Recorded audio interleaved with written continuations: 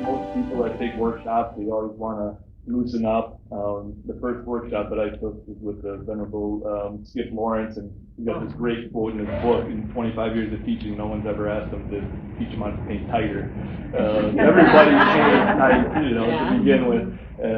But it's hard, it's really difficult to loosen up. So the three value kind of approach that I use in my value study, basically what I do when I look at a scene, I squint at it, and if something looks light, I just leave it white paper, and then I try to connect everything else. And I'm going to do a value study in my demonstration tonight, so you can kind of see that in process.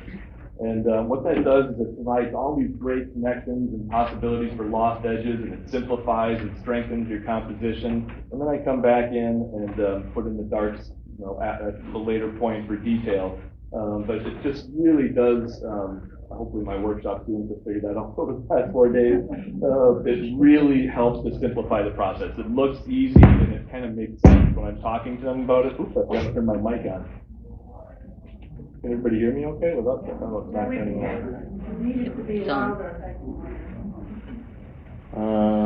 What do we got going on? Can you hear me now? Yeah. Okay. Sorry about that. So basically, if you want to loosen up in your painting process, it's so vital that you find big shapes, that you can paint with big brushes. Oh, okay. You gotta go? Okay. Keeps knocking the plug out with his knee. So again, simplifying things down into these big three value things. And the goal is, hopefully when you see these things from across the room, they make sense. The more you break up your paintings into a bunch of little shapes, they become very visually confusing. So this just kind of simplifies everything down. And again, really the magic of watercolor, in my opinion, is where the water and the pigment just kind of mixes on the paper, and those shapes are allowed to mingle with each other. So these are a couple examples. We're still not seeing the camera here. This is a couple of examples here real quick, and I think I have a couple up here as well of things that we did this week in the classroom. I just gave out the students, there we go. Gave the students, we all worked on the same reference photograph. So I gave them this, and then we drew it out twice, one for a value study and one for color.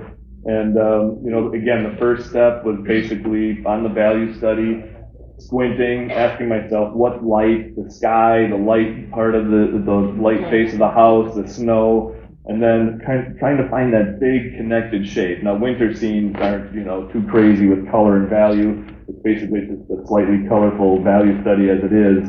But the shadow side of that house and local color really can throw people off. They see this as a white house, so they leave the whole thing white.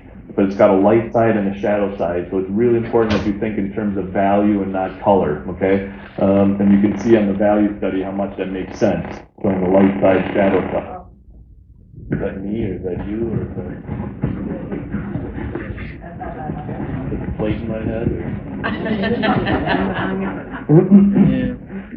Okay, and then, and again, just kind of transferring that over to the color also. Here's another quick example.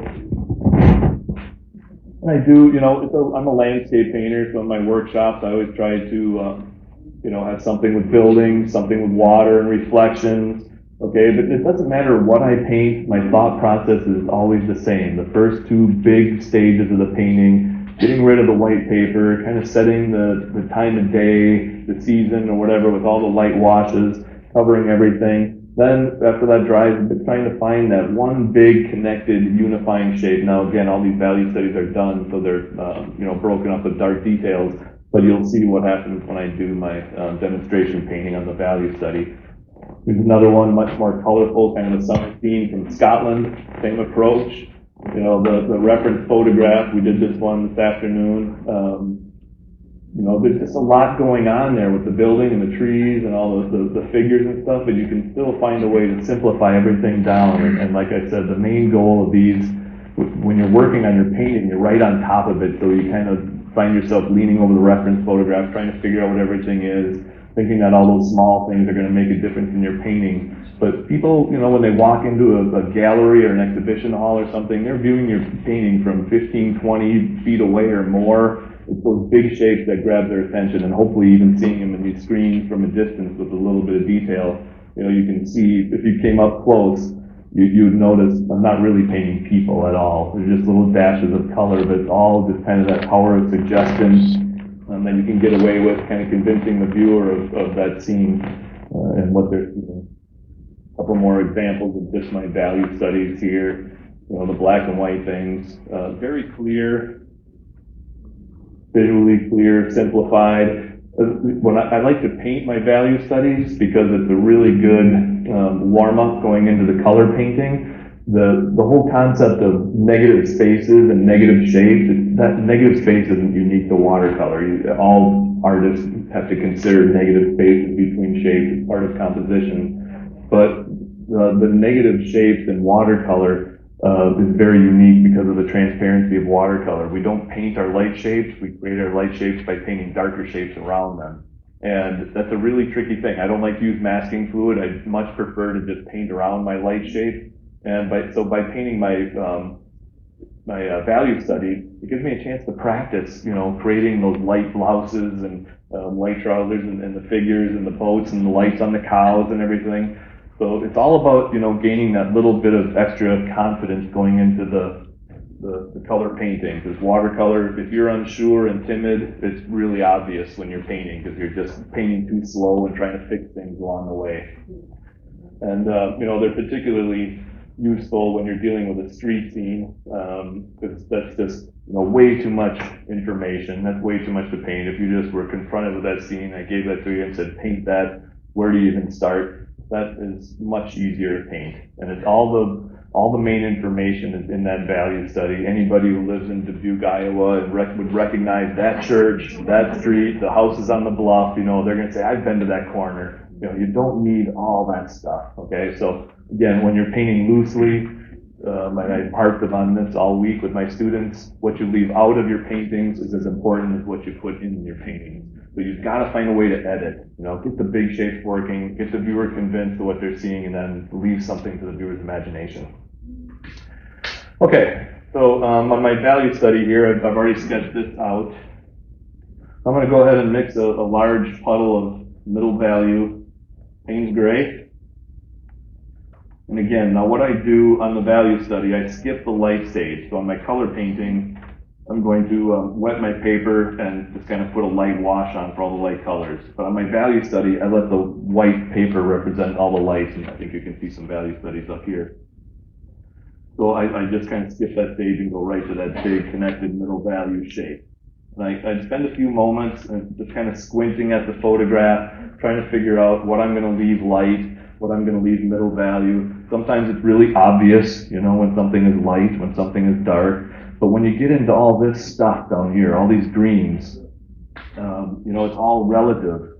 What am I going to do with the green lawn here? Okay, that is slightly lighter than these vertical greens of the grasses and the greens in the garden. Okay, so this is going to be part of my light shape, the green grass here. Whereas these deeper greens back here, I need those to be in middle value so that they help pop out the side of the white shed here. Okay, so this is going to be middle value, this is going to be light. Remember, on a value scale, you know, from 1 to 9, your lights are basically value 1, you know, almost white, to somewhere around value 4. Once you get to value 4, it's kind of a judgment call. Do I want it to be in that light or in that middle value? That middle range, value 4 to 7, that's kind of that big connected shape that I'm going to paint. Once it gets to value 7, do I want my middle values or my dark? So again, you kind of have to make some judgment calls. But so sometimes it's obvious, sometimes it's just kind of working through it to what helps to make a little bit better composition. All right, so I've got my big puddle here. Once I start painting this, I want to just kind of keep going and kind of keep reloading my brush and simplify it down into one big shape. I don't try and paint all those little subtle value shifts. I use this one puddle for all my middle values and just kind of keep it as simple and basic as I possibly can. Okay, so I'm going to start up here. When I squint at this, Let's see here. This is a little bit of a problem. Okay, we've got the rooftop is kind of that middle value in light, but I've also got middle value back here with the trees kind of joining in here. So I might actually leave a little bit of this light and do some dry brush on here, because I'm going to join all this middle value back here with the shadow side of this shed coming down here into these trees, up down here, and right connecting this shadow side of that figure down into my garden. Okay, actually I can probably do that more as a dark on there, so I can put the roof onto that shed for now in middle value. Houston, we have a problem. I'm going to go ahead and start up here in this corner and really just, I oversimplify my value studies as much as I can. This is meant to be again, a vast oversimplification of this scene. I don't want to get too caught up in every little nuanced thing that's happening up here. I'm going to go ahead and leave this down here. Keep reloading that brush. Make this nice and fluid. We've got a bunch of foliage up here with these evergreen trees coming down. Okay. Foliage, the tree trunks coming right down, kind of helping to frame this. Again, I might just kind of come in with a smaller brush and maybe do a little bit of scumbling with some of the tile work on there to get rid of a little bit of that detail on there, some dry brushing, and just, again, the warm-up that I get, the practice by painting my value studies is invaluable. So when I go to my actual color painting, I've got a lot of the potential pitfalls and issues worked out in my mind's eye. Okay, now this grass, again, is going to be a little darker. That's coming right down to the side of my building here. All right, continuing over here, coming down, a little bit of light grass in that background. I want to maybe leave a little bit of those logs, that pile of logs as a light shape. Coming down the shadow side of the building over here, right down to the top of that guy's head. That little barrel that's back there by the shed has a light side, shadow side. So the shadow side I'm going to connect into this shape. Again, kind of coming over here to that pile of wood. Let that background grass frame that. Kind of indicates a little whatever. Again, I'll take a little bit more time and effort than the color painting for now. I'm trying to vastly oversimplify this. But already it's taking shape. You know, those big, simple shapes in a matter of minutes.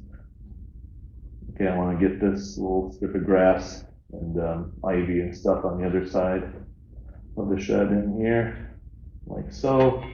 That's going to continue that way, coming down. That can even connect into some of these little posts and things by the garden. Okay, I'm going to switch to a little smaller brush here now because I'm getting to the figure and the garden. All right, so this guy has a white t-shirt on, but it's just like I was talking about before, it's not all white. We've got a light side, shadow side. So the shadow side of his t-shirt is going to be in this. His arm is darker than the grass behind him, so that's included in this. His jeans are going to come right down into the grasses, the slightly darker shapes in the garden itself. I'm going to paint around whatever the heck that thing is. White shape. I don't really care too much what it is. It's like a little someplace to grow beans or something, you know, keep them warm. All right, let that go right off the page. Just do some little grasses down here. I'll leave a couple of lights in that garden. That blue part of that tarp is darker than the white part above it, so that's going to be included in here. Go in and paint around the white part of that, the top of that shape. All those grasses in the garden are more middle value. Get that post going there. Paint around the side of that thing. Back into some darker greens right up to the lady walking in the garden.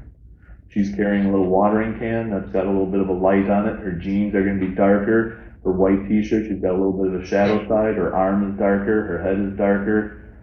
Okay, so she's connected to her surroundings now. I think I'm going to take that chair out of here. I've got enough to paint. We've got some greenery here. There's another little post. There's another post here. I'm going to paint around that barrel. I do like that shape. The side of the barrel is mostly middle value and dark. The interior of it has some sunlight in it, this pole there, a little yellow shape and just some stuff underneath it. Again, it's just kind of, some things you need to paint to make it a bit more descriptive, some things you just need to indicate, and not paint everything in the scene. And that really helps your painting stay nice and loose. If everything is spelled out for the viewer, there's no room for interpretation, everybody sees the same thing, that's the hyper-realism. I want to paint a little looser, and just kind of leave some things open to interpretation so everybody sees a little bit differently. Okay, that is a big connected shape, but it's pretty descriptive. It's got a lot of abstraction to it, and and again, when I do this in color now, I'm going to have this opportunity for all these great lost edges, these greens, the browns, the blue shadow side of this, more greens, browns, greens, into the blue, shadow side of the t-shirt, into more green. So just kind of keep changing that color of my brush and paint one big, beautiful, descriptive shape. So if it's reading well without, the dark details, I haven't even put in tree trunks, darks on there, define that, the doorway in the shed, other little smaller darks, the bicycle, the guy, there's a lot of little things yet that will just kind of come in at the end of the painting to finish things off and really kind of help create the illusion of detail. But for now, I want to just leave this. So I used to finish up my value studies with the darks, but this is by far the most difficult stage of the painting, because our brains want to see the detail. It's really tough to see through the details of that big underlying connected shape underneath it. So once I have that shape on my value study, then I'm going to switch gears and go to my color painting. I'll try to make sure you can see everything here. Let me know if I need to zoom in or out at any point. I kind of get a little tunnel vision and forget.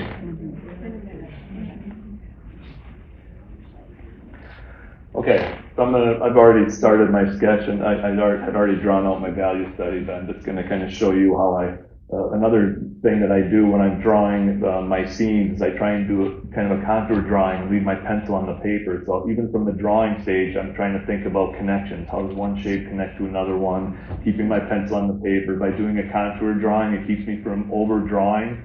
I think overdrawing is another kind of a barrier to loose painting. If you have too many pencil marks on your painting, and I was telling my students this, every pencil mark on your paper is like a visual stop sign when you're painting with your brush, and every time you're confronted with another pencil mark, your brain stops and says, why did I draw that? Do I need to paint around that shape? Do I need to change the color on my brush? You have pencil marks all over your painting, you're just stopping constantly, okay? So there's a lot of little things that I can just paint with my brush. I don't need to draw everything. And by sticking to a kind of a contour drawing like this, keeping my pencil on the paper, I'm really focusing on the silhouettes of my big shapes. I don't need to draw all these little tiles on the rooftop here. I can just paint that stuff. Very important. And I don't really care if things are straight. Now this is an old, whatever, probably 12th century shed. So that helped a lot too. It wasn't built last year from Home Depot. So if it's a little crooked, that's fine also. But even, when things are straight, when I'm doing, street scenes and stuff, I don't care if my buildings are a little bit crooked. I prefer that. That adds to the loose feel of the painting. Things are a little bit inaccurate. And that's a big reason why I don't use masking fluid too. Masking fluid just lends itself to one positive shape after another. There's those negative shapes that I like to paint, even if they're a little incorrect, they're probably close enough. And again, they have more character to them than something that's been masked out with masking fluid and gone back in and filled in later. So I just try and leave my pencil on the paper as long as I can. There's those things, there's that little barrel in the background, I've got that on. I draw pretty dark, especially where something is going to be fairly dark later. I want to make sure I'm seeing those pencil marks through my first layer or two of paint. And most of the time, especially where something's gonna be really dark, I'm not worried about it at all, because I know my dark paint is gonna cover up any sort of pencil mark. And it's part of the piece of art anyways. I don't care if there's a random stray pencil mark or two showing through at some point. Okay, there's that little wood pile in the background. There's board. There's that whatever thing. And we've got garden, another post or two here and here. Going up to this guy, there's the back end of the bicycle here. Just kind of leaning it on something. Here's that tarp thing in the garden in the middle here. Here's that white edge of it. And the blue edge of it there, another post. Edge of the garden here. Again, I want to make that kind of broken and random when I paint it so it looks like grass and not a sidewalk. And we've got another little post here. Okay, now I'm over to the lady. Get her dark head on. Her white t-shirt. I've been drawing since as long as I can remember. I don't really remember a time where I wasn't sitting around drawing things. And at some point you just kind of realize that I'm okay at drawing. I look around my classes, you know, the high school and stuff, I'm like, why can't anybody draw? It's not that hard. They're all asking me to do their art projects for them. And, so at some point it's like, okay, if I was blessed with this ability, maybe I should do something with it. And, you know, why couldn't I have been blessed with analyzing the stock market? But that didn't happen. So I just went into career artwork. But gosh, what a great, you know, way to spend my time. There's nothing I'd rather do. I love it. I paint as often as I can. And hopefully, you know, with the teaching that I do, it helps other people to improve their painting too. I want it to be fun for them. I know it's frustrating. Watercolor is a very, very difficult medium to work with. There's a lot of really talented artists that don't even touch it because it's too hard.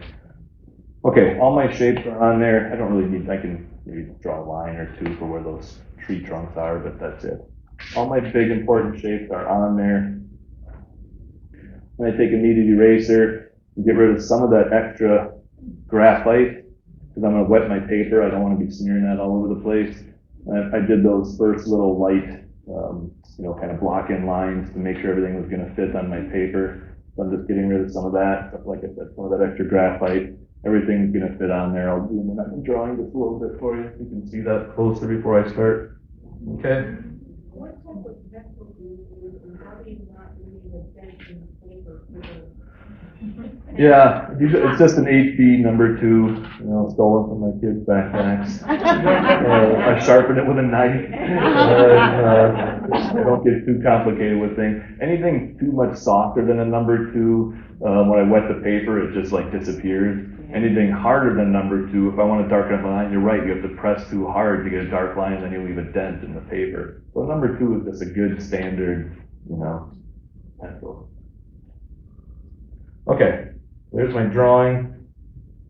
It's all there. Now I'm going to use the value study for, even though I'm not painting my big middle value connected shape yet, it's still informing my decisions right now, because I'm going to look at the white paper that I left on there, and I'm going to ask myself later on, when I do paint this big connected shape on my color painting, what's going to be left there? What do I need in that space? That bright, you know, that warmer green. What's going to be left up here? I need that tone of the paler brown on there, so when I paint those shingles and kind of dry brush, I have that up here. What's going to be here? I can almost leave that white paper for now. I can always come back in and do some, you know, whatever, dry brushing on there to kill that later. A lot of bright green down here, white paper, little white paper on his t-shirt, some white paper there. So I'm looking at those white spaces and just putting in color on those areas. That's all my first wash is for, is just getting rid of the white paper. I'm not really painting any details. The only thing that will be defined at all is going to be the areas of white paper that I paint around. So I'm working on 140-pound Saunders paper. I used to paint on arch paper, and then it kind of went downhill a few years ago, so I was looking for a substitute, and I didn't like Saunders when I first tried it because it was so soft and it didn't have I was so used to arch paper, it had a lot more texture to it. But after a while, I really like, to paint wet into wet as long as I can. My painting idol is Trevor Chamberlain. He's a British artist. He's still alive. He's in his mid 80s, almost 90, I think. But he doesn't teach. He doesn't have DVDs, but there's books of his work out there. Trevor Chamberlain. He does oil and watercolor. So I just would study his paintings whenever I had a chance. When I saw them, I knew how I wanted to paint. He's got a beautiful way of combining all this softness in the landscape with just enough hard edge details to give yourself, the idea of what it is you're looking at, and then he just leaves it be.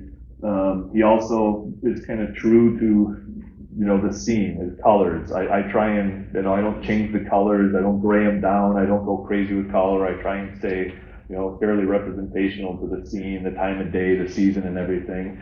And no matter if he was painting in England or Egypt or India or the United States or whatever, you could kind of tell where he was painting because he approached it the same way.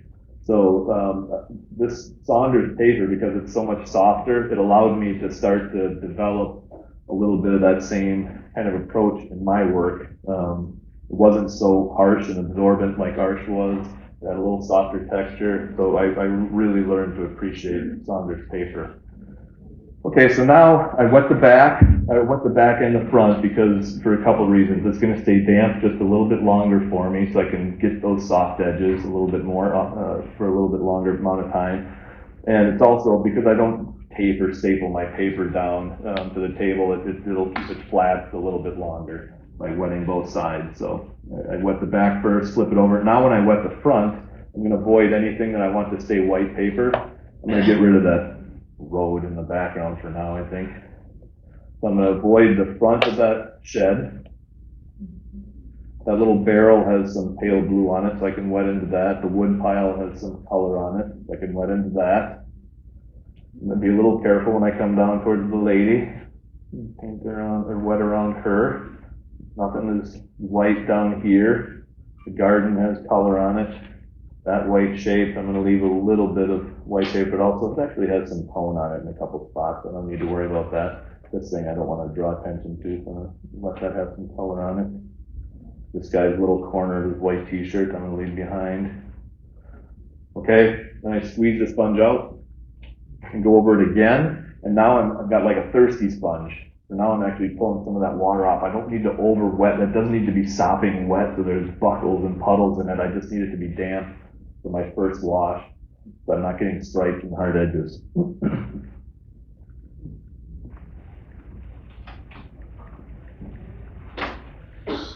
Down to my guy, do that thing. On my lady. All this in the background has some kind of tone on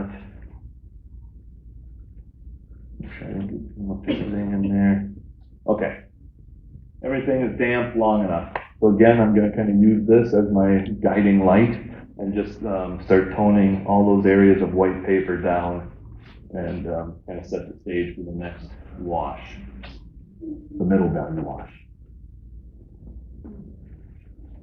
If you have any questions, go ahead, and you're not going to bother me. I've been doing all week with my annoying students. So. I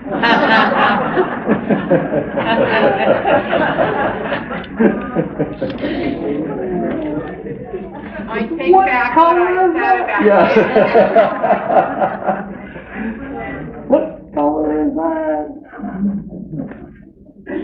All right, so I'm going to start with my the roof of my little shed here. I'm just mixing a very pale, kind of a violet-y color. Fill that all in. All right, so that's filled in. Just kind of setting the stage for the next wash. This isn't the time to be careful about things, okay? All I'm doing is I wouldn't have wet the paper if I wanted to stay in the lines. I want it to be nice and fluid and flowing right now. So I'm really gonna kind of push the envelope here and let everything spread around the paper. I've got that little wood pile that's got some warmth on it, so while I have some brown on here, I'm just gonna go ahead and throw some color over here on this little wood pile. Let that fuzz a little bit. So that's filled in, that's filled in. This I'm going to leave mostly white paper, I can come down and put a little bit of color, like on the edge of it. It looks like there's some warmer color kind of bleeding down a little bit in a couple of spots. I can start taking that edge off of the white paper, and I can always come back in and paint some little stone things later, but for now that's fine. Okay, now I've got a lot of pale green. Oh, I wanted to get that little blue barrel in there by the shed. So that's filled in, that little spot. That's all I'm doing, is filling in those areas. Okay, this thing? Oh, this, oh yeah, these couple things, yeah, same thing. I can just throw a little bit of color in there, boom, boom, boom, boom. Those are filled in. Okay. All right, into the green grass. I've got a lot of that. There's a little bit more of that warm stuff in the garden too. I should probably get that on before I clean my brush off, get some of that dirt that's in here. So down here in this area for my value study, you're seeing some of the dirt down there, and up here beyond that thing going up to there. I want some of that down here. That's all I'm doing at this stage, is just getting rid of that white paper. All the definition is going to come in stage 2. And that's what makes stage 2 so tricky, because we stop seeing all the big connections and we start painting things way too early in the process. A little bit more warmth down there. I want to get that bright yellow underneath that green tub. A little something on there. That's down there. That's filled in. Got some pale green up above it on the interior of the tub.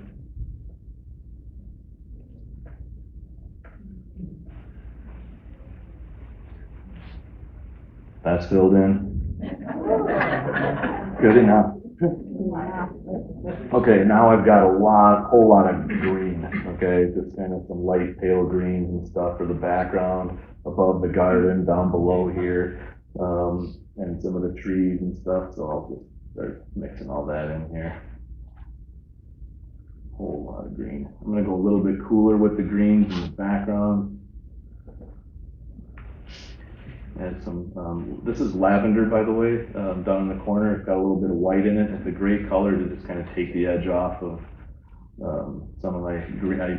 I use it in my skies. I use it in my trees sometimes if I just kind of want to dull things a little bit. It's a purple that's got some white in it. And like I said, it just kind of helps to take the edge off of some of those things. I want the bright greens in the garden to come forward. I don't want to have too many bright greens way in the background there. So. Okay, I'm going to kind of carry that right up to here. All this is just stuff in the background. Most of that's going to get covered up with trees, but it doesn't really matter what I put back down out there. Trees, branches. If I leave any gaps in that background area, I want like some branches to show through, or maybe a little bit of blue sky or just something. I'm just going to throw some tone back there. Okay, so that's filled in. All I'm doing is getting rid of the white paper. Working my way down. Now I can start brightening up my greens a little bit as I come forward.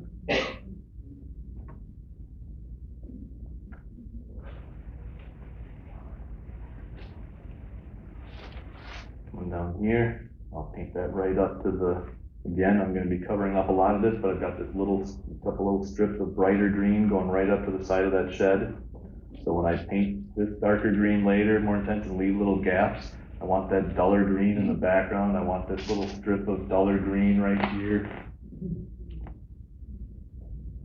The value study is really helping to keep me on point right now. I'm not worrying about painting a bunch of small stuff. This is going to be in the foreground here. This is this green around the lady. So I'm going to paint that coming right up to the shed again. Around the back. It needs to be dark enough so it pops out. I'm not going to cover up this green anymore here. Okay, so that green needs to be dark enough so it pops out her light white t-shirt.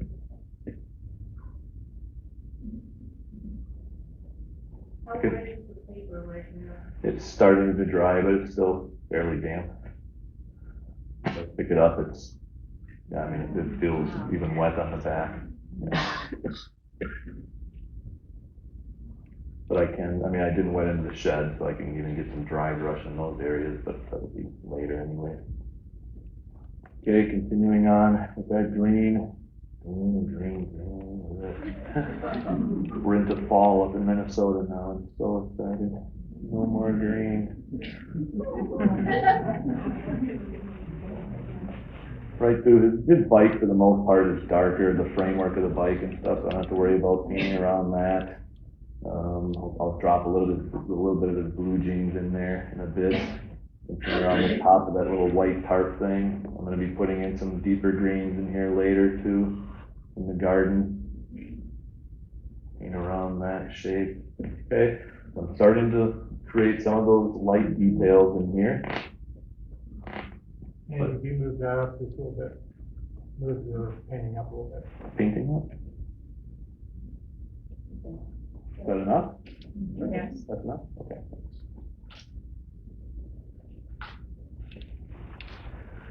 All right. Green. I guess it is a garden. Okay, that guy's arm is going to be darker later. I can paint right through it. That green's up here, going up to that wood pile. Paint around that weird thing. Start bringing it into the garden. Greens down here. I can go a little bit more yellow with my greens in the foreground. A little bit stronger with it now. Cool colors recede. Warmer colors visually come forward. I try and, just like I said up here, I kind of dulled those greens with lavender and some cobalt blue, but now right in the foreground, I'll try and have them, I'll use a little bit more gold and burnt sienna and get some warmer greens right up here. And again, I'll do a little bit of dry brushing with some darker color also. All said and done. So that's in the front of the garden. Little bush there. I'm just gonna start working its way in and just kind of empty it. Don't get too. Once I get to the edges and the corners of the painting, I just start making marks. I don't want to draw the viewer's eye down anywhere towards the corners or the edges of my painting too much. Okay, so all the big stuff is in there. Now I can kind of come in and maybe start joining a little bit of the figures in a little bit better. Be gone, green. Do you have an established focal point? Is it the woman on the left coming in on the left side?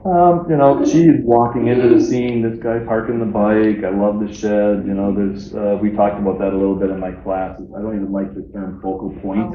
Too restrictive, I prefer to have the viewer kind of go through it. It's important to have areas of interest, okay? But I do kind of like when the viewer is kind of going through and across the scene a little bit and not just sucked into one little area of the painting and the rest of it is all just there to support that.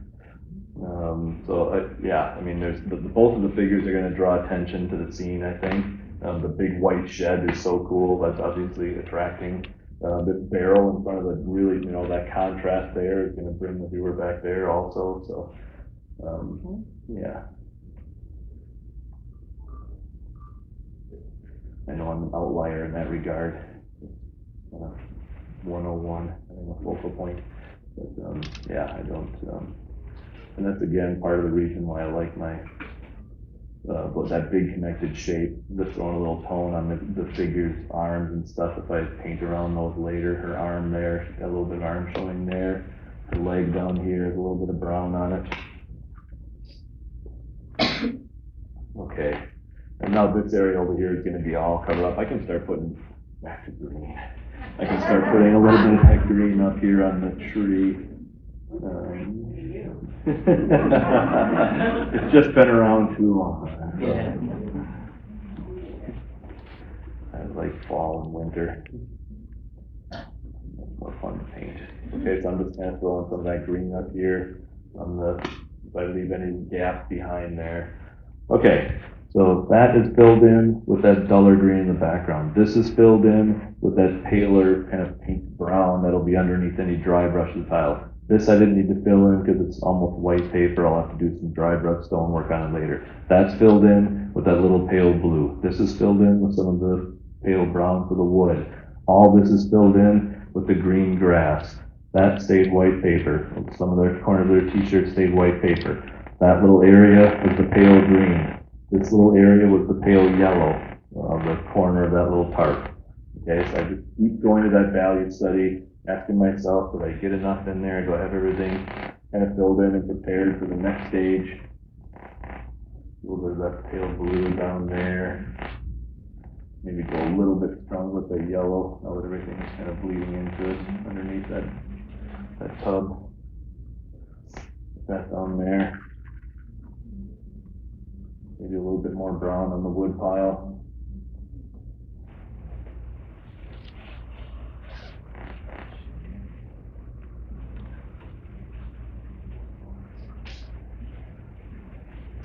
And I can put a little of this kind of stuff on these poles too, these little posts along the edge here.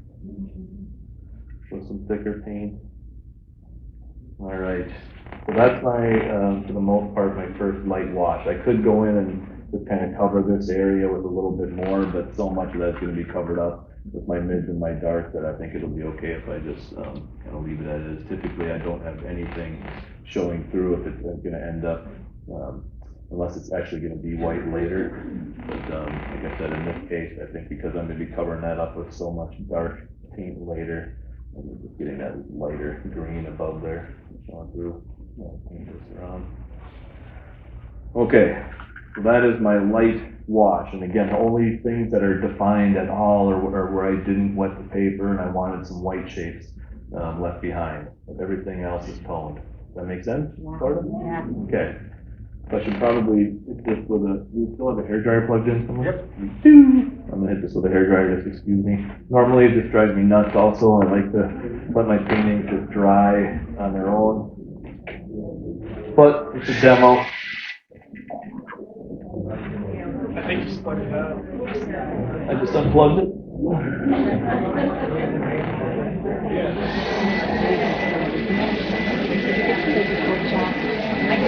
Oh my God. Yes, me too. That's amazing. Oh, God, yeah. You don't try to do it. I started to do that.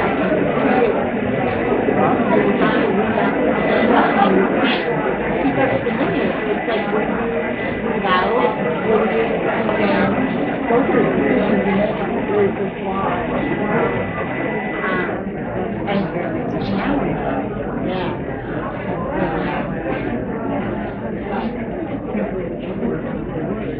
Okay? All right.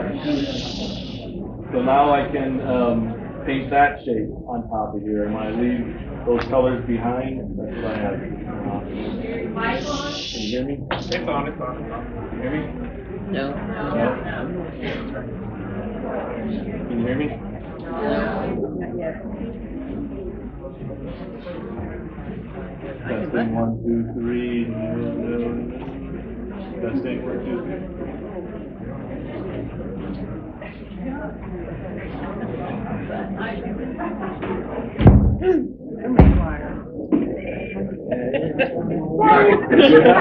Oh, that's still not on now. Is it on now? No? Oh, now is it on? Yes? No? There you go. We're too close to tell. Try it again. Can you hear me now? Yeah. Okay, thank you.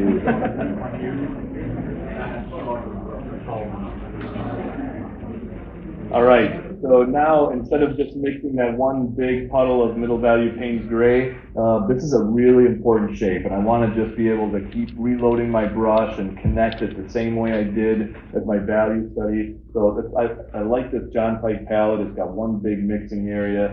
I still can't mix everything I need. I'll have to kind of keep adding and adjusting to it. But I like to at least get my palette started with some of those greens, browns, blues, neutral tints, all that kind of stuff that I'm gonna need in that shape, and then I can just kind of keep adding to it. And I'm gonna paint it the same way that I did here. It's important to note that, that this green up here is the same as the green almost in the garden. I'm not gonna paint that shape and then jump down here and paint that shape. I'm gonna approach this the same way I did the value study and just kind of start up in this corner, that corner, and work my way down and keep changing the color on my brush and just constantly work from the wet edge of that shape that I'm painting so that it stays nice and fluid and connected, and one big fluid shape. And then I'll get back to that green when I get to it and get it back on my brush.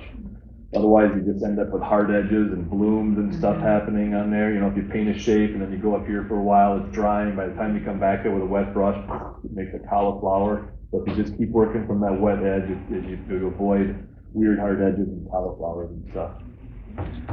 Okay, so up here, I need some of that, again, back to green, dirty greens up there in the corner. Put more middle value now. I'll add some browns and violets to it, just make it a little more intense. So that's up here in this corner. Paint my Payne's Gray is a Winsor Newton Payne's Gray, so it's got a little blue to it, and I really get nice greens from that. I like that. Lost sienna, burnt sienna.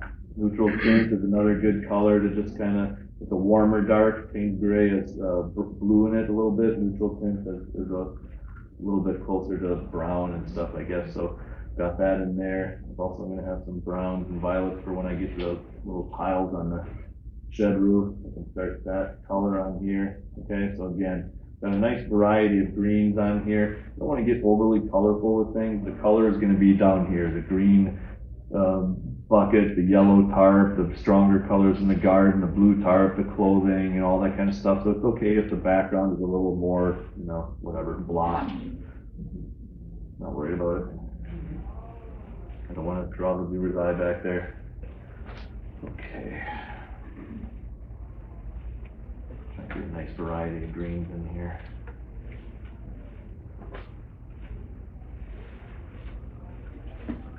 So maybe I'm gonna throw a little red into the equation here. Be crazy with it. Okay. All right, so I'm gonna start up there in that corner, same place that I did on my value study, and just start dropping in middle value color here now. So I'm getting this corner of the background, some of those duller green trees. I'm gonna paint around the rooftop now, on top of that.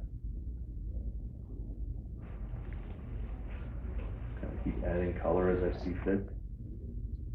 Right up to the edge of that shed.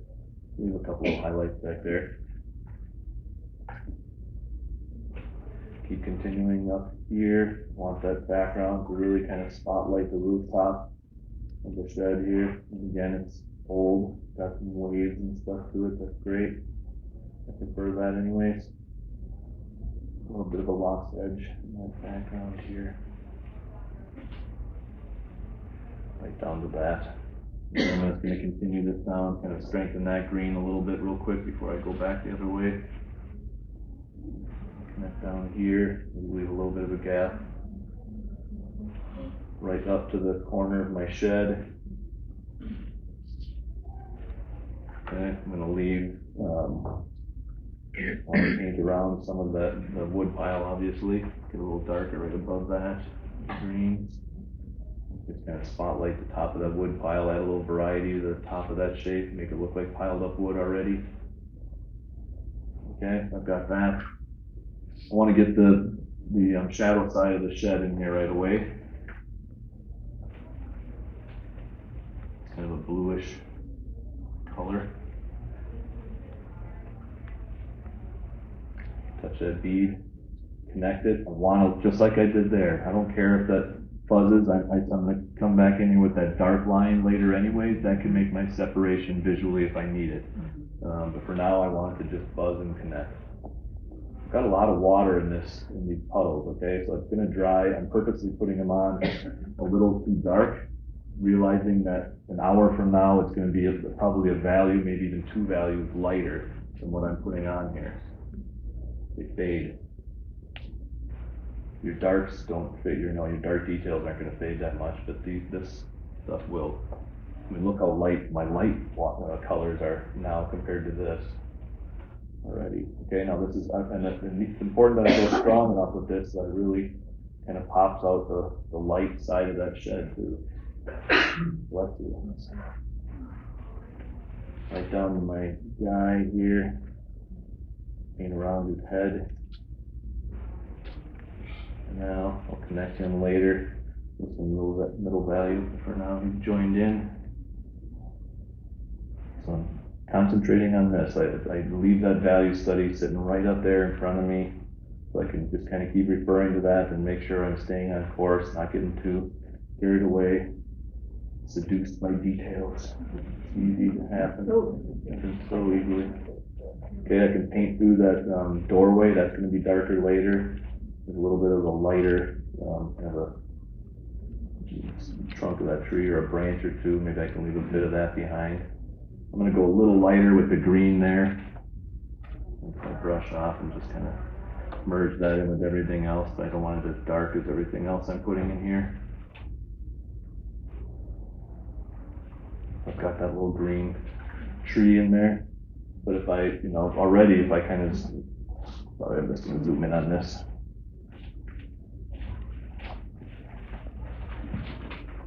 That's the goal of that big connected shape. Okay, colors mixing and merging together on the paper. That's what separates watercolor from all the other media. Okay, I don't want to have these little sections of hard edges and white gaps between my shapes. I love it where the water and the pigment just kind of mixes on the paper. That's really beautiful. So I'm trying to find areas where I can allow that to happen as often as possible.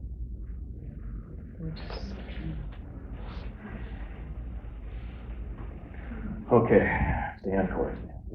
Here we go. There's that blue door. There's some like blue doors leaning up over here in front of the shed. I'm just going to throw some of that color right there. So that stuff is in there, and that's going to go right up to the side of that little barrel that I painted, that bright highlighted barrel around that. So I can define the side of that thing. And then back to the brown of the shed. And join that in. And the shadow side of that barrel is going to be connected in this middle value shape. I want to leave a little bit of that brighter green tree or shrub right there, just a little bit there, coming into the scene. That's going to come over to my wood pile. Okay, I need to connect the shadow side of that little barrel.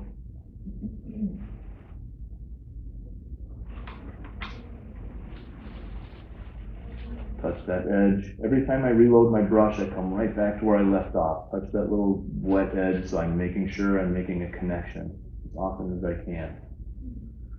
Don't lose sight of that. Okay, continuing across the other way up on the, yeah, I can get some more foliage up there.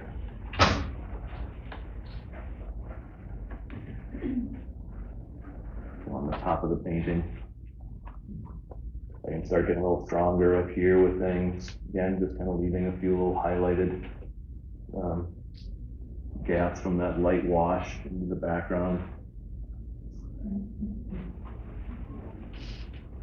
Just pushing my brush around. It's just trees. Who cares? Fun of it.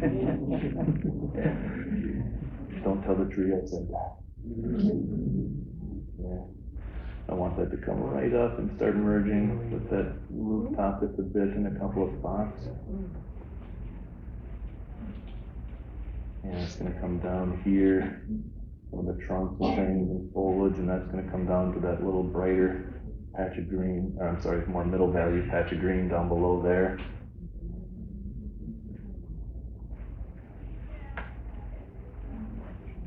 It's got a little bit more cerulean blue in it. Cerulean blue and cadmium lemon make a nice kind of a spring green because they're both kind of a cooler version of their color family. Less cadmium lemon is a little bit more towards green, and so is cerulean blue. But I want some more of those brighter spring greens. That's a good mixture. Okay, and it's going to come right up to the side of my shed. that. Look at these two shapes. You know, I'm painting that same shape. That's my guide, that's my map. That's way too much to paint. I would just get bogged down and sucked into that for hours upon hours. That I can paint rapidly, quickly, okay? That's my goal. I want to get this impression and really kind of keep this as loose as I can. Okay, I want to finish that little drop shadow underneath the roof line here. Coming across. Get that shape. And again, it's kind of wonky because of the roof. Let's move all the way there. Okay, I can do a little bit of dry brush now. And start to create the illusion of those tiles. Thicker paint, smaller brush, thicker paint. I just want to kind of drag that across. That's the one little bit of a downfall with the Saunders paper because it's so soft. It's a little trickier to do dry brush work on it, but.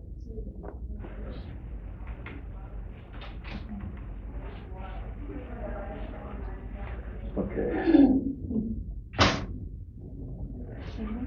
I'm just going to get started here a little bit. I can always come back in and do more of it, but some places it's a little more solid. You know, a lot of this is more middle value here, and then I'll break it up into some lighter areas if it comes to the right, closer to the shadow side of that thing.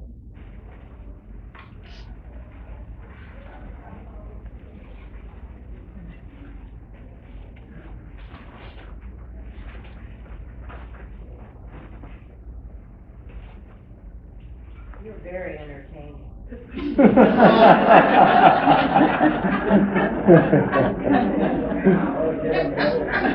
haven't even been drinking.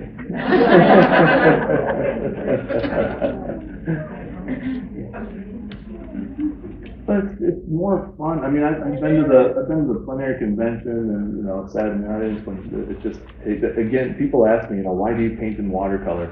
It suits my, it just suits my sensibility. I get excited about something and I want to paint it that day. My paintings are done in hours. I don't know what I'm going to be excited about tomorrow. I don't want to paint on the same painting day upon day upon day. That'd be like work going downstairs. Oh, God, working on that damn thing again. You know, and even, I mean, when I do demos, people ask me, you know, that morning, what are you going to demo tonight? I don't know yet. I haven't chosen it yet. You know, I don't know what I'm going to feel like painting tonight.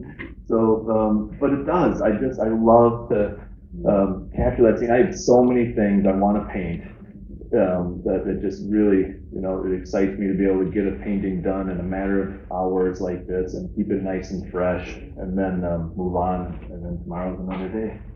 See what I can paint. But like I told my students, though, there's nothing more difficult than painting something, you know, convincing, quickly. You know, being able to sit there and take time, you know, day upon day and fix it and work on it. But to try and nail it, you know, in a matter of hours is really tough. And that's, again, it goes back to the importance of having a good plan, that value plan. I can't stress that enough. That's one of the big benefits of how often I teach. I don't know if I would always do value studies, to be honest, if I was, you know, be stuck in my studio all the time. I've been doing them forever. And there are times I'm just like, I got it, I know it. But it's amazing when I'm teaching and I do this, how often I just reinforce it upon myself. I'm like, I should be doing these more often. It helps me, it just keeps you, seriously, it clarifies everything in your mind's eye so much. It's amazing to keep things simple and big. Okay, so I've got that on there. Now I need to kind of come around. I want to join that guy. Coming down here, I'm going to get some of the deeper green along the bottom of that shed really quick. First, I guess, kind of let that join in here. Get some of that ivy, a little bit more character to it. And let that kind of help. This is going to help pop out the shoulder of that guy's white t-shirt, that deeper green next to him. Okay. That's down here, and all this stuff, like I said, is just a little bit darker than the grass. When I started putting it in earlier, I use my finger a lot to kind of soften edges and that kind of stuff to merge it up. Things are already dried on me I can't believe how flat your paper stays, that's shocking. from wetting both sides. It really helps. Yeah. You got with any paper? Pretty much any paper, yeah. I mean, I like to work on blocks a lot too. When I'm outside, I love working on Hanamula blocks, and the Kilimanjaro papers are really good. I like to use their pads and blocks too, so you can't wet both sides when you're doing that.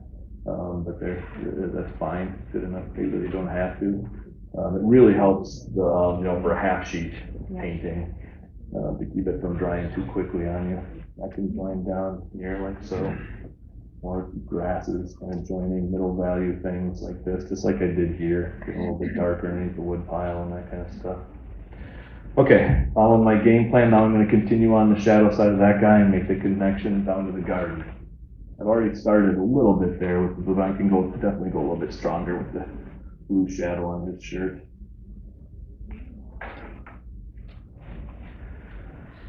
Okay, so there's his sleeve. There's a little shadow there where he's leaning down. I need to darken up his flesh tone quite a bit here. That's not nearly dark enough. That's another kind of a bugaboo I think that people have in their head. Just because it's a Caucasian person, they tend to leave the skin way too light, but they, especially in sunshine and especially when that face is in shadow, that arm going out in front of the grass is so dark.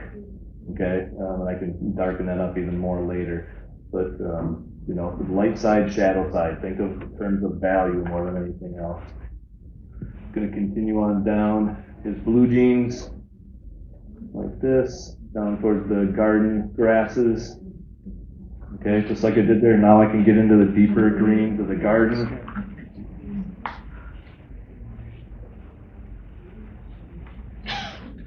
Again, this is,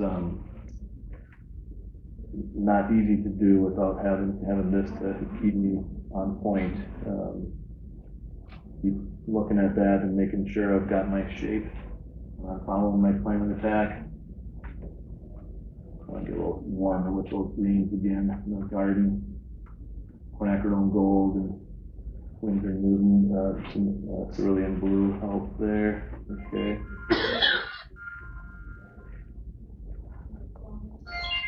Time to take my meds, excuse me.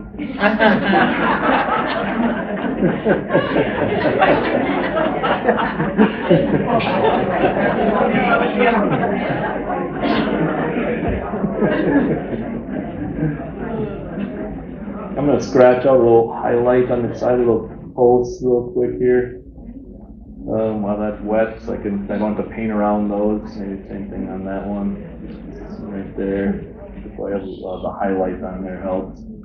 Okay, so I've got that shape going in the garden, and foreground, I can kind of bring that deeper green a little bit around the front here.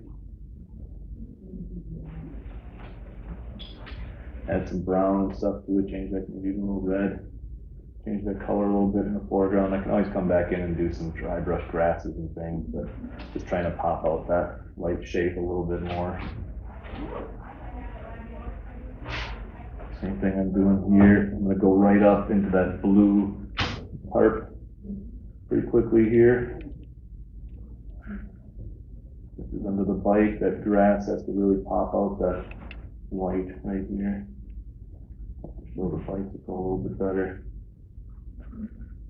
Okay.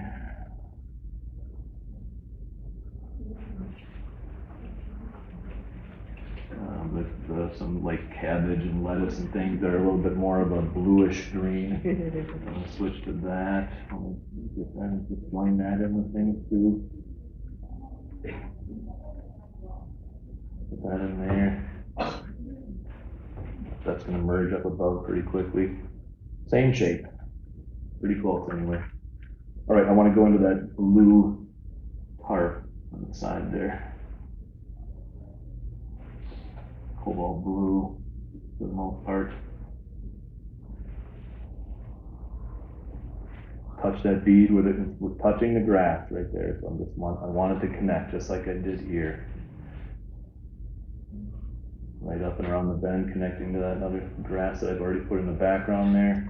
Let it bleed, let it fuzz. It gets a little lighter as it comes this way. The sun's catching it a little bit more, so I'm just gonna try and soften that a little bit. Okay, I'll zoom in on this one more time for you real quick before I finish everything up so you can see it a little bit better again. But same thing, look at all those color transitions and connections. It's one big shape. Nothing's sitting out on its own. Everything is touching something else. Again, those value studies, when I hold them up, from across the room, you know what that scene is. Because it's this uninterrupted pathway through the painting. Okay, if it's all broken up into shape here, white gap, it doesn't make any sense. The whole thing kind of breaks down. There's so much energy in this paint too. Well, What do you think? Thanks, yeah, because it's, again, because of all the lost edges, I think, that's where the beauty of the watercolor happens. Mother Nature is doing a lot of the work. I'm just trying to help her along the way here. Okay. All right. So following my map, coming over here, I'm gonna go up above this thing now with some of those warm greens again.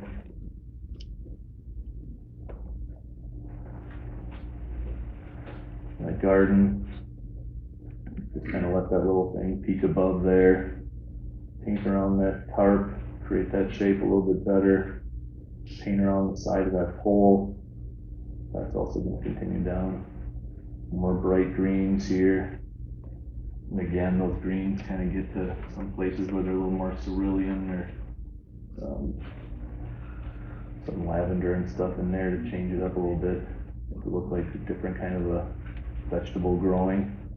Try not to make it too boring. That's why I keep changing the color of my brush once in a while. It's a big connected shape. Again, that's the whole point of this is to make it visually interesting. I keep recharging, clean my brush off, grab a different color, keep painting a little bit more. I'm gonna paint that right up the lady. This green.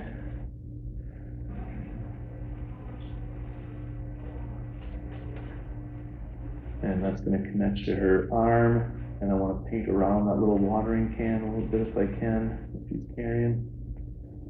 Leave that behind, leave that little patch of dirt there, in between those two things, where she's walking. There's the watering can. Her legs are going to be darker, except for that back leg that's kind of up while she's striding. Okay. Her pants are a little bit like a neutral tint. The middle value of neutral tint here. Underneath her light t-shirt. Bring that right down to her leg that's up in the air. That helped to define that little watering can a bit too. In her hand. We've got the little shadow at the side of her t-shirt too. Same thing I did there. Touch her pants. Go right up and create that little shadow. So that's all connected and simplified. Her arm is actually quite a bit darker. That arm is in shadow. I can add more tone on it. Let that connect with everything here. Get her face in there right now too while I got that color on there. That guy needed to be a little bit darker too. Okay. So she's fairly convincing now. Okay, working around the back of it with more green. I'm going to hit the vendors tomorrow and get some blue and yellow paint again. Reload my palette up. Oh God. Okay, right up to that green bucket. And again, I'll be coming in here with some darks yet. I haven't put the darks on yet, so that'll help. I can darken up that green bucket a bit, but I'm just getting in, trying to follow that guideline right now. Pretty soon I'll change it. I'm going to need to paint around the light of that bucket. Interior of that. Change that down. Leave the light side of it. Start working that in and around. There's some lighter, whatever, cabbage or lettuce or whatever that is. Paint around. Leave some of that, into that light wash that I put in earlier. Some highlights, and just kind of finish this off. Down in the corner, the interior of that bucket, There's a little bit of a shadow this way. So the interior of the bucket is the opposite of the side of the bucket. I don't know if I can zoom in on it, but the sun's coming this way, so this side of the top of it is in shadow, and that side of the top of it is in light, whereas the side of it, that's in light and that's in shadow. Does that make sense? So that's a really little, a small thing that really helps to make those things read a bit more convincingly. Putting the shadow on that side of it, and then joining the shadow side on this side of it, and leaving the interior of it a bit brighter.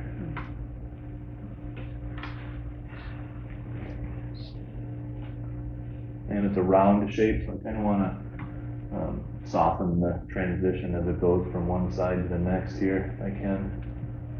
Just kind of keep wiping my brush off and getting a little bit brighter, and leave a bit of a highlight over there. That helps to make it look round. Now I need to do the same thing with that yellow underneath it.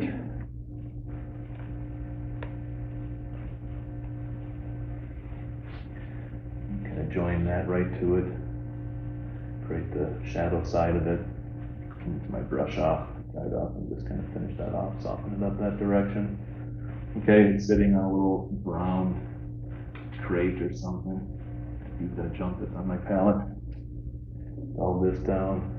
Got that shadow side of the crate, light side of it.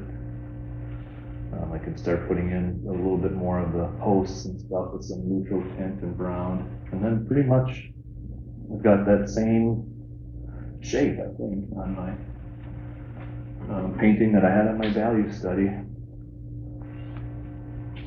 Okay, a couple of these posts, make sure those are starting to merge in too. Again, if it starts to come in here, if it's not too late, I can kind of scratch out the light parts of them in front of the garden here, and then create the shadow side.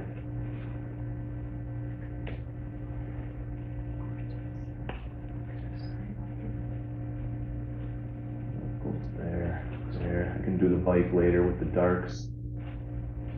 Have them different directions and things, let some of them lean and all that kind of stuff. They're not perfect.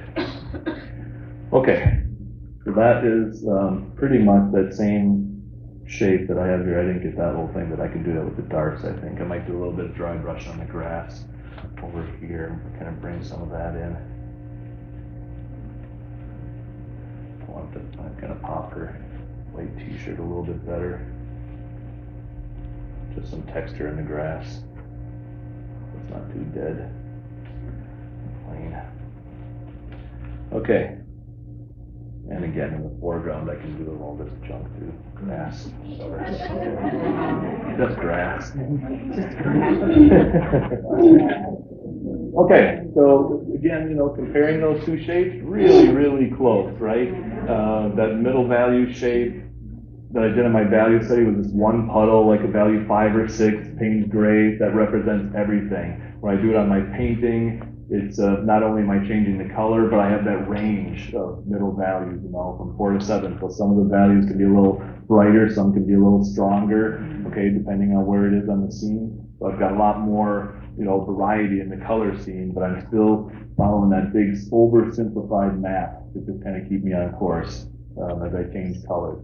Now I'll kind of put that aside and find some darks on my value study and try and make sense of it all.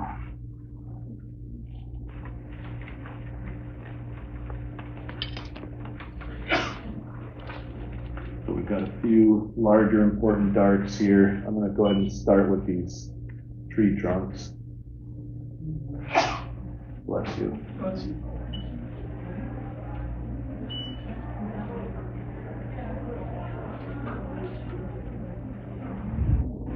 That's going to help to pop out my rooftop too if I just kind of bring a couple of those right up to it.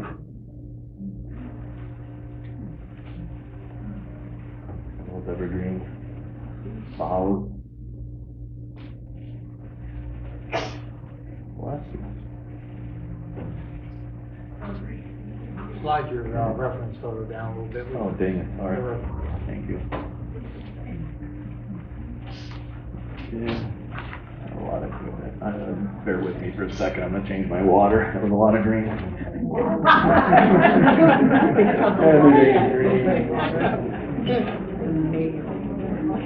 gonna put it on the slide.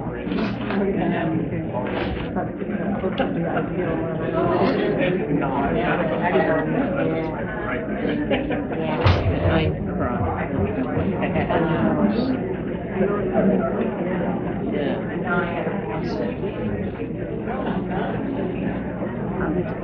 Okay, got those, started with the evergreen tree boughs. Now, again, I have the lost edge right between all of this here, but I haven't put on this dark, the little underhang of the awning of the roof here, so I can make my separation between the shed and the trees by doing that. Okay, it's back now. So connections early, separations later. I'd much prefer to have everything be a little bit connected in the early stages. You can always lift, add gloss, back out, put darks in, to get some definition later. Okay, I want to put that darker doorway in my shed down here. That's going to help to kind of pop out the little barrel around that thing.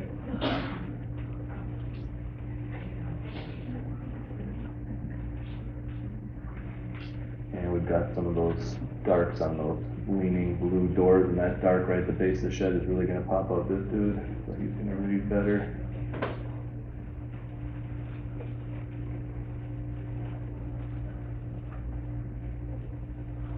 Okay, a little bit of this stuff along the border there. A little bit darker along the bottom of that rooftop.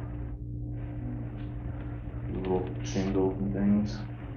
This little shadow behind the tree over the wood pile. That little dark back there. Trying to create that tree here in the meantime. That there. Okay, darken up this shape a bit too. And right behind the shed, this shadow, that's going to help to pop the light on there more.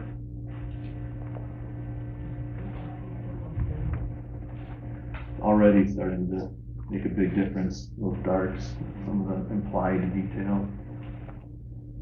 Okay, this guy's belt area can be a little bit darker on his pants. Now I can do the little bicycle.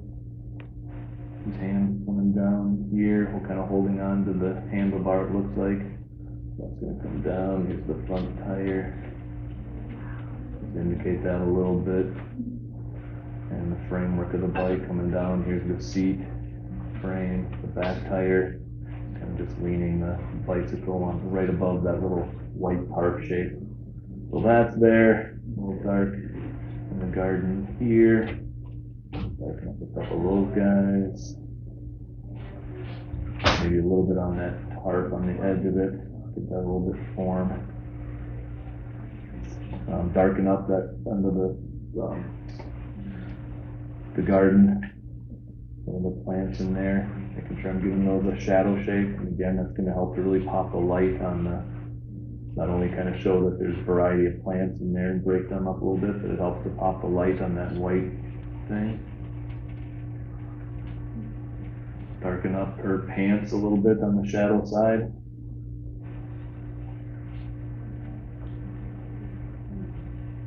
Darken up her hair a bit more. Darken up under her feet, behind that little barrel a little bit.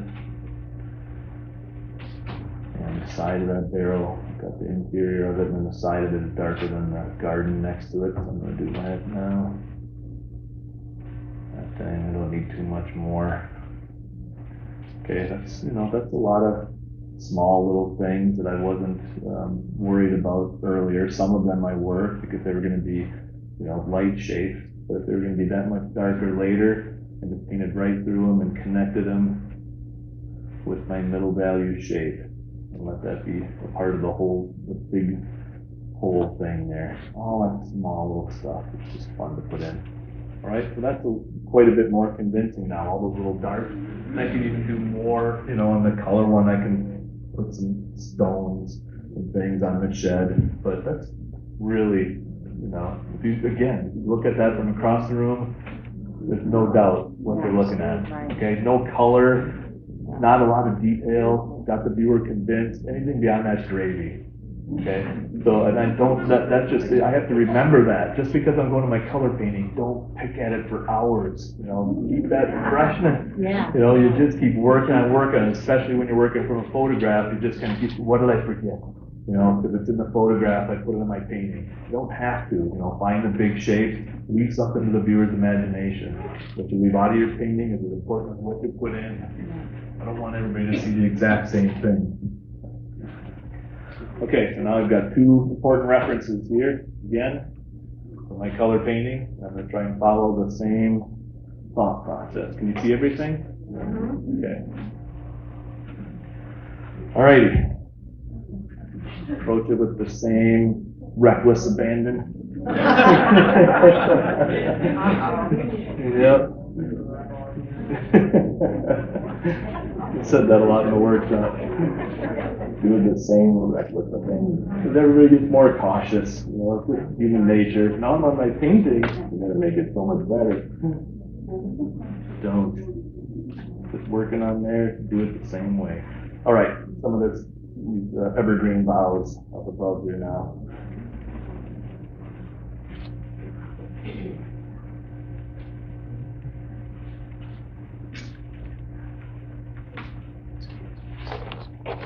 I want the trunk of that to kind of come down here, so I'm gonna make sure that my boughs are a little bit even on both sides, and I want that to come right up, like I said, and kind of help to pop the light out on the side of that thing again, the frame of that. So, into there in a couple of spots.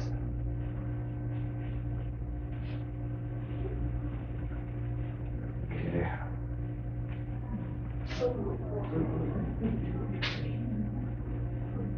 A little bit up above here too. Just background trees, just to indicate some foliage and stuff. I don't care how great it looks. Reckless abandon.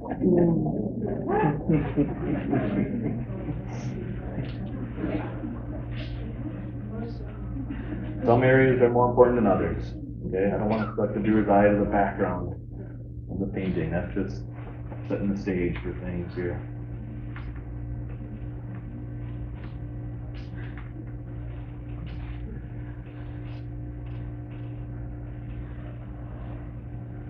More darker boughs like this, kind of breaking into the middle ground here to connect that. Pretty much the same thing I did in the value study. Get the tree trunks now. Again, and I'll pop that out. I did not like where that came down right at the edge of it, so I just moved it to the right a little bit. My painting, I can do what I want. This bigger tree trunk here now. When you're painting the tree trunks and the branches and things, it's important that you kind of see them, you see them, you don't let the foliage break in front of it once in a while, so it's not all defined. See a little bit of a branch, you don't see it. See a bit of a branch, you don't. Okay, not all of the branches and things are in front of the tree. Okay, so I've got that tree in the background there, that's working fine. I want to do a little bit more up here. Some dry brush. Do you paint black in your studio? Not quite, but it's not sloped that much. Maybe 10 degrees at most. I don't like all my washes running to the bottom of my painting, so I slope it just my table just slightly so that I get a better viewpoint of the painting. But yeah, it's not angled that much. After I'm going to put a little bit more of this stuff on there, and then before it's dried,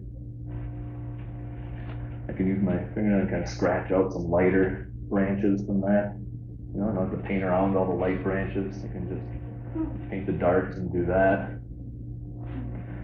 Okay, and then again, kind of break those up with some foliage too, passing in front of it. All right, that's good enough. Got my edge of the rooftop here.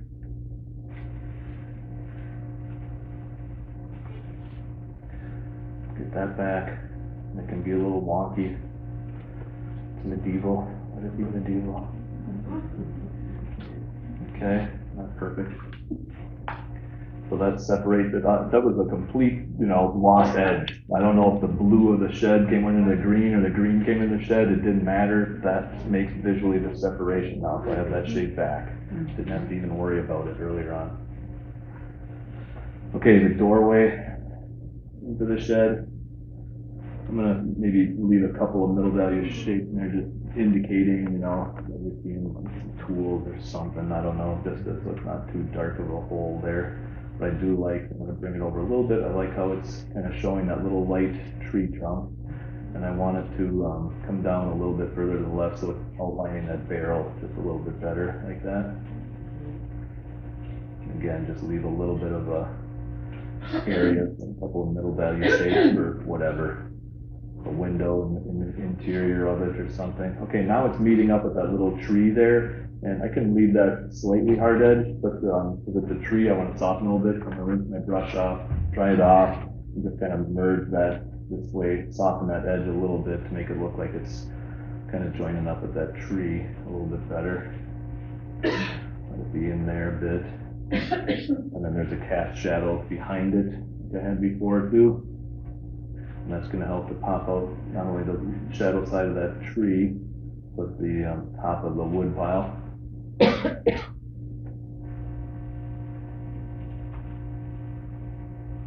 Okay, so same thing, just kind of indicate that, and that's something I can, that's something I can come back to the next day and start painting little log faces and things. I get all the big things working first. That's important. A little shape in the background there. Okay, so that's working okay. I want to put, I didn't do it on there, but I want to get a little bit of a shadow on the tree.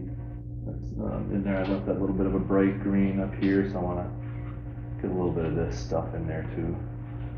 Let that start to merge into the background. Okay. Got that. Got that corner, that shed, for whatever reason, is quite a bit darker, so it works out because that's where my guy is. So I will thank my lucky stars and follow that and let that pop out his head a lot more. Just like I did there, darkening up that corner here now. Paint around him and just really pop out that guy. And again, I'm going to kind of soften that up into the rest of the shed there a little bit. Bring that up, bring my brush off. I can make it look, I didn't bother with this on the value study, but there's, it's stone. So as I kind of bring that up here now, I can maybe show a little bit of this kind of stuff in there too as I soften that up. Same thing on the other side of these blue boards, that's a little deeper value. It's whatever's leaning up there in the front. So I can show those a bit better with the stonework. A couple of things up here. Good enough for now. I can come back and revisit that later. Okay, there's some shadows on those blue doors too, just a little bit. There's two of them there, so I want to separate them and do that. That's going to help pop that barrel a little bit better too. Same thing I did there. Whoops, sorry, I didn't knock it off. Okay, so that is on there, reading a little bit better. I've got the little lines on my barrel. Those into, one would be kind of reddish, rusty reddish.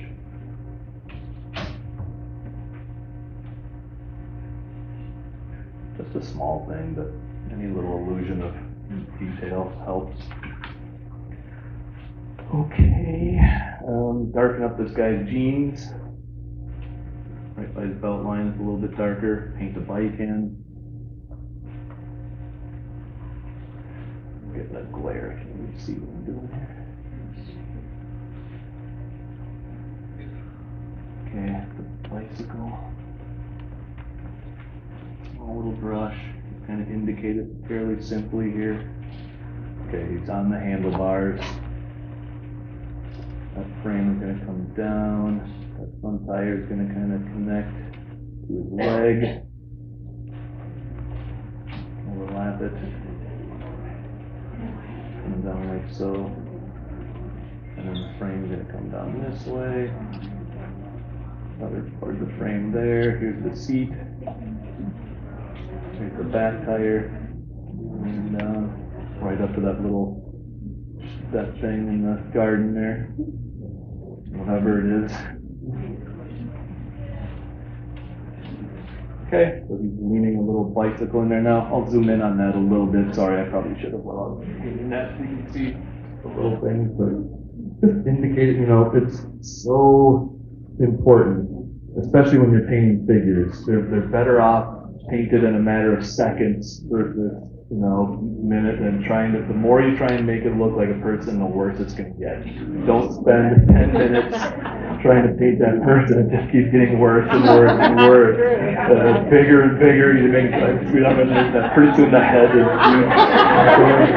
So it's literally amazing what you can get away with, just indicating. If it's like just a little humanoid form, a little head, torso, legs, these figures are a little bit more prominent, but there's not a lot of detail in that thing at all, okay? But what else is it gonna be? And again, if I get too carried away on that, it's just gonna, your eye is automatically attracted to the figures in the painting, okay? So you can really get away with, the more I zoom out, the more convincing they become.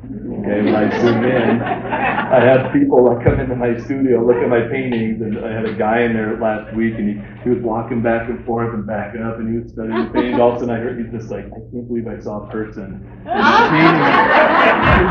got back like 20 feet from it, and they are, as long as it's sort of correct. But again, therein lies the problem, because people are walking into an exhibition, a gallery, and you want to suck them into your painting from several feet away, even across the room. Wow, look at that painting. You're working on it and you're right on top of it, and you're trying to do this. What is on that guy's t-shirt? I'm going to put that on. So you just simplify it down and let the viewer's brain do the rest. It's so important. Okay, I want to get that little dark. The green back here. Pop the shed out on this corner.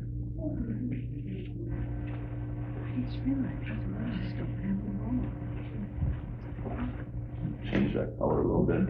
See a little bit more green. And that's just the front edge of those darker grasses there.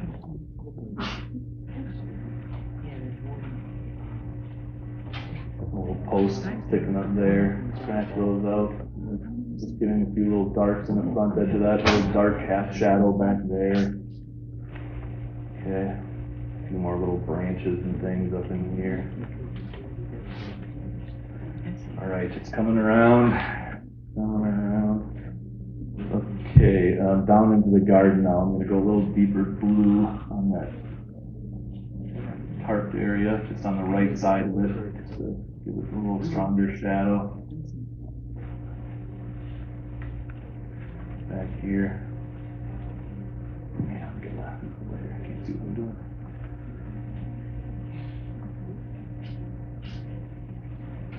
Just pop that out a little bit more. Give it some shape, I guess, more than anything. I want a little bit more of a shape on that tarp too. That's a little too plain. Give it a couple little folds or something here.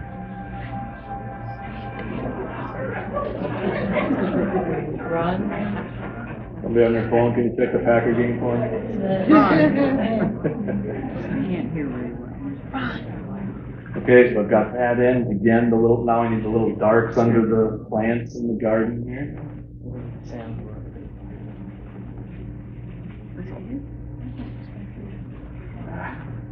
I want to go a little warmer with that. I actually use neutral tint sometimes to make my greens too if they're warm enough. So you put on The one in 14 Oh, darn it. Demo's over. I'm gonna go drown my sorrow. Quinn Gold and neutral tint, yeah.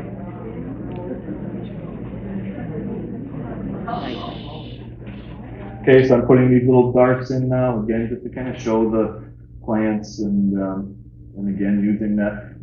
you know, everything I'm trying to do, I wanna pop that light out, I'm painting a dark shape next to it. Don't outline when it comes time to putting your darks in. You wanna show a light shape, paint a darker shape next to it, not lines, you know, even some of those things, that everything, even if that's a line, it's a thick line. You know, I wanna pop the barrel, paint that dark door next to it. I wanna pop the blue doors, paint that dark corner of the shadow. I wanna pop that out, paint that dark shape right there, okay? So, just always, I'm very rarely painting with the tip of my brush. I like to use the side of my brush and paint shapes. Really important. A little more of a dark back here.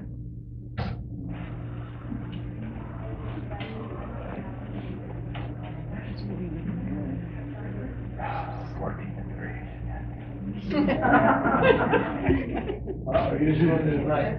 Yeah, thanks to whoever gave them that.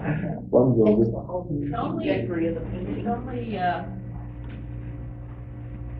like 2 minutes in the first. It's over.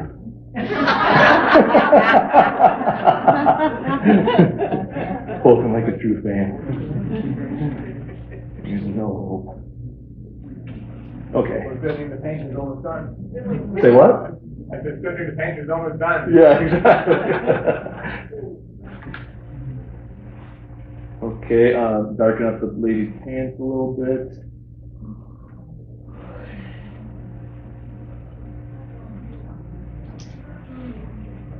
It's got the shadow side here, a little bit darker, I think. Okay, that'll make the separation now. So initially her shirt was joined right in with it. Now I'm gonna make the separation by darkening up her pants there, around that little watering can. Okay, if you're taking a step, darken up her hair a little bit more. Okay, it's popping out a little bit better. All those little highlights and sparkly things, the contrast help. The green tub.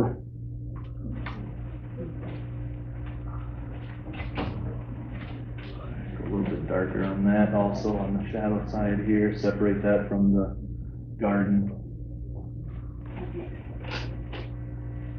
Same thing, just pretty dark on the right side of it, and then I'll just brighten it up as I soften it and kind of go to the left here.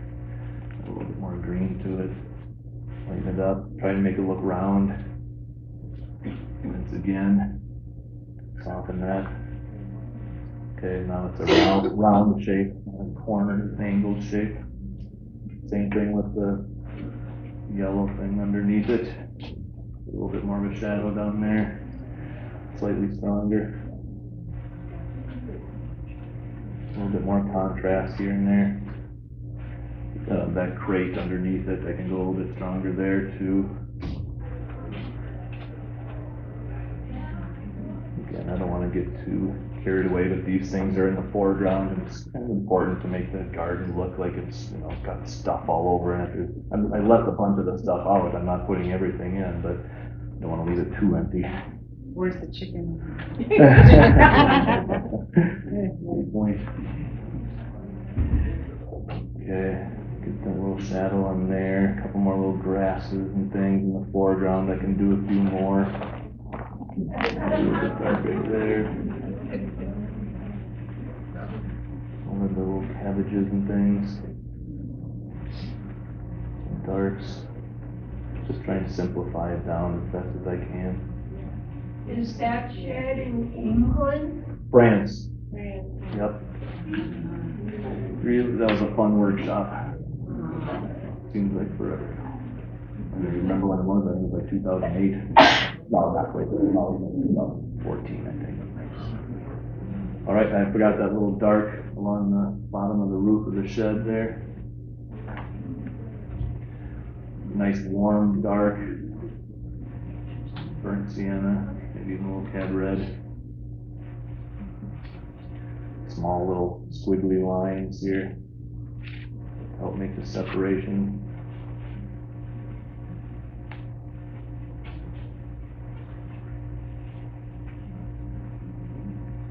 Same thing going up the side here, maybe a few stones, and the edge of that can have a little bit more kind of dark stuff on it here, breaking up that little, there's some gaps and things, but it's kind of breaking up on the edge of there.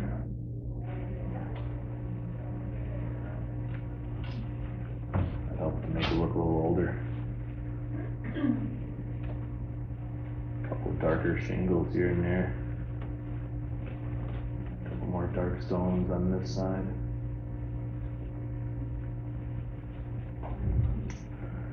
Darken up some of those grasses behind that guy in the corner here, just to give him a little bit of form. If I screwed up his shoulder a little bit, I can kind of fix the shape of that now with the darker grass behind it. You can always do those kinds of things after the fact. There we go. Now it's squared off a little bit better. Yep. Couple of dark marks there. I got that dark one across the back of the lawn. And I don't want to overwork it, so fairly close to, yeah. And so if I like hold that up from a distance,